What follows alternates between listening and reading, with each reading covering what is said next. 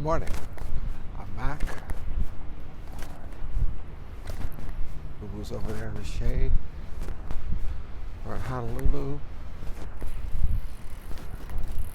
Kaka'aka's right behind us.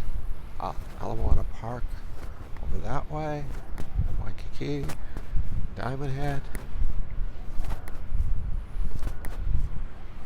So when I first started Tai Chi, during this exercise was a time we all talked. And when I taught, it was the same thing. Here we call that talk story. So I wanted to say a couple things. My Tai Chi teacher, Gregory Fong, whom I met, I think it was 1980. I know it was May. It was either 79 or 1980. And this was the first thing we did. We didn't take it to the level that I take it to. Like, that's sort of my addition. And so in the words of Gregory Fong, if you go away for 10 years, when you come back and I recognize your Tai Chi, you aren't doing Tai Chi. So everything changes. So what I try to do here, or why I'm doing this, why it all started was because when Gregory died, I think it was in 2013.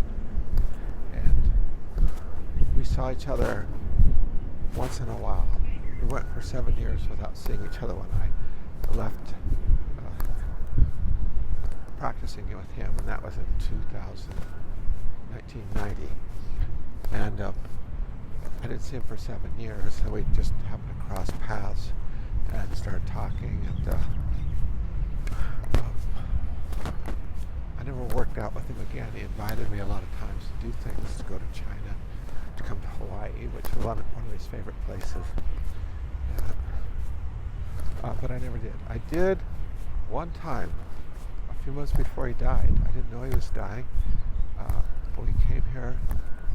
He and his wife came here, and I came over here at the same time, and we had a chance to spend some time together. And a few months after we got back, I was driving home. We lived on the coast, and it was on a Friday afternoon about 4, and Rhonda, his wife, called and told me he was dying, and I didn't really know what she meant.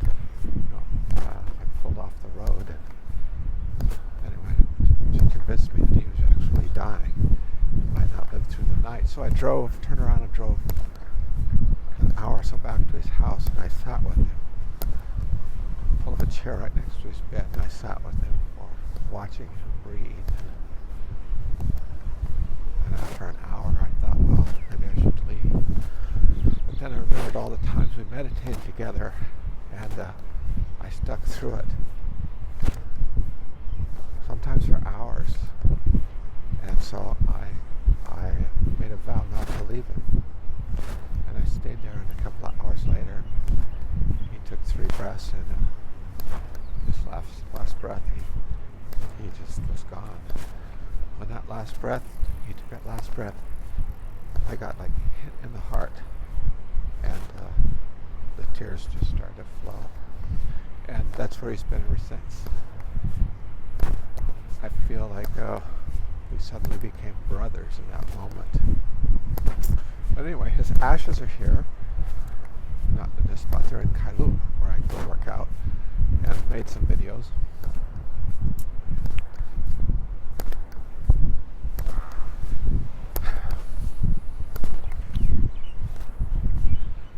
So, I moved here 5 years ago this month, and my Qigong teacher, Dr. Lily Sue, whom I met in 1990. I came over here. I think I've mentioned this before. I came over here just to stay at a Taoist temple, which happened to be her temple. And I met her, and we made an instant good connection. And she invited me back to her office, and she suggested I come into her acupuncture clinic every day around 10 a.m., which I did, and I would be there till 4:30 or 5. And she taught me the entire sitting form, the lying down form, and then some healing patterns, techniques. And just in thinking about it and doing this, making these videos, I have to think about things. I went for 20, almost 30 years without teaching, and so you forget. You just work out. So when you teach, you have to organize your thoughts, and you have to have thoughts. So it's been hard for me to grab it all after 30 years of not teaching.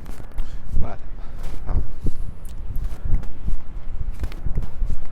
I thought that she had, I thought she was suffering from stress because she'd lost her practice. She lost her acupuncture college. It was taken away from her over some technical thing that the college made a mistake with, so she lost her credentials. And she lost her property on the Big Island. It was a retreat, 5-acre retreat in the south end of the Big Island of Hawaii. And I went there and helped her do a feng shui on the entrance and exit. And so that has to all be precise. And anyway, she built houses. She built a temple there, a small temple, and she'd take her class there every year, every term, every semester to study herbs. She grew herbs there, so they would go there for a week at a time. But she lost it all to a lava flow in Kilauea up to like 3 or 4 years ago. I knew she was in seclusion and she wasn't seeing people, so I thought her problem was stress. And so I drove by her house. I'd been there like 10 years ago. I'd kind of forgotten where it was, but I found it. I got her address. And so I was determined to make videos of me doing Qigong and healing, some of the healing techniques, so that I could come and work on her. And so that's why I started making these videos. And I'm not very good at it. I really didn't like doing it. It was very hard for me to talk to a camera. Kind of got used to it. And I think I went a year making videos with a video camera that I had, still have. We buy the little cards and you stick them in there, but I could never get my computer to work right. And I downloaded an editor and couldn't figure it out. And went through probably a dozen of those cards, the large cards. So then I figured out the cell phone. And, say what? I didn't even notice your dog was so quiet. He's pretty quiet. He's pretty chill. Thank you.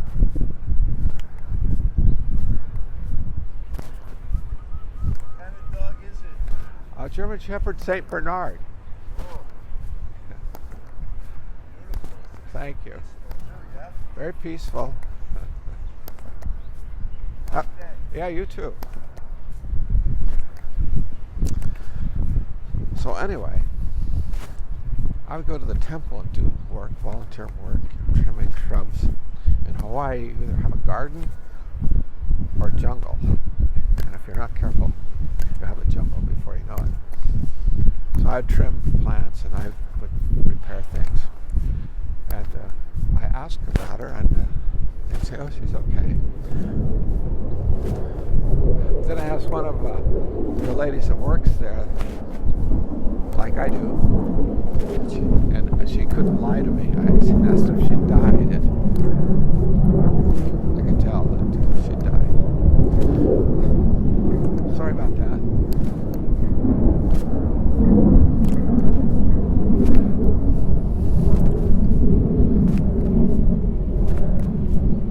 But I was very upset, and I stopped making films. I was kind of crushed, and it's a Taoist kind of thing, but I don't know where her body is. All I wanted to do was go sit by her grave, but I couldn't find out. searched for. I called all the cemeteries. Supposedly they're building something, but I found it very frustrating. I was angry. I stopped going to the temple, stopped working. I'm getting over that, but it was a hard time for me. I thought I could help her, and it really affected me. So anyway, I bought this iPhone 13 Pro Max, and it has a lot of gigabytes, and downloaded iMovie, figured it out. Now I make these videos.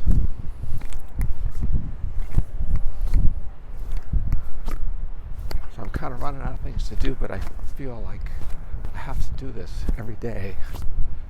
It's become part of my workout. So I have to make a video. And a lot of them are repeating, but I've come to this thinking that it doesn't hurt, for you to see the same things over and over.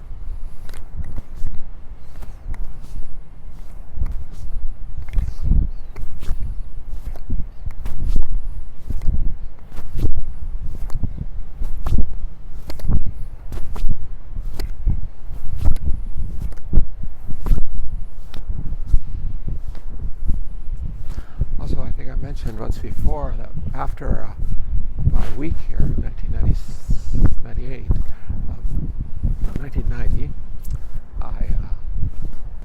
the following year she came to Oregon to do another workshop, and she certified me as a Qigong practitioner, Qigong healer, tested me, and I was practicing on people I know and friends, because without a license for a massage, you can't really work on people in Oregon anyway.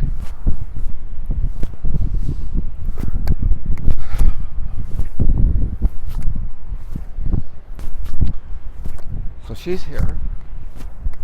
It's kind of interesting to me because she's here in Hawaii. Gregory is here in Hawaii. Now I'm here in Hawaii. When I met Gregory, we made this connection, a very strong connection right away, and I became his #1 student, even though people have been with him for 2 or 3 years. And I kind of wonder what that was about. I learned the entire form in 9 months, which is pretty quick. Other people have been there a year and a half, weren't there yet. But there was something about our energies that connected. And then when I came here that was in 1980, and in 1990, when I came here to stay at the temple, and I drove from the airport. It was a Friday afternoon when I arrived, and I drove to the clinic. And when I went in, the person I'd spoken with on the phone, we talked. He was mixing up a herbal remedy for someone, and she just happened to show up, come through the door, saw me, and again, we made the same kind of connection. And I think also her teaching, basically she taught this form, but she also taught to the person what their needs were, what they could learn, what would do them the best good. Because others who had worked with her for years realized later didn't know the things that she taught me, and they had asked me, "Where did you learn that?" And so I would just say I made it up because I knew these things would kind of hurt their feelings.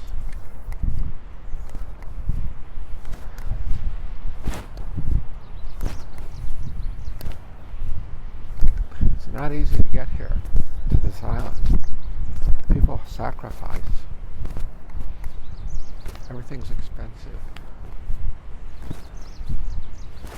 So you're drawn here, Everybody's drawn here for different reasons.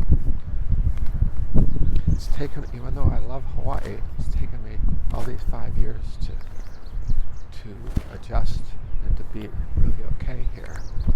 And I'm not 100% yet. I still think about Miss Oregon, Miss California.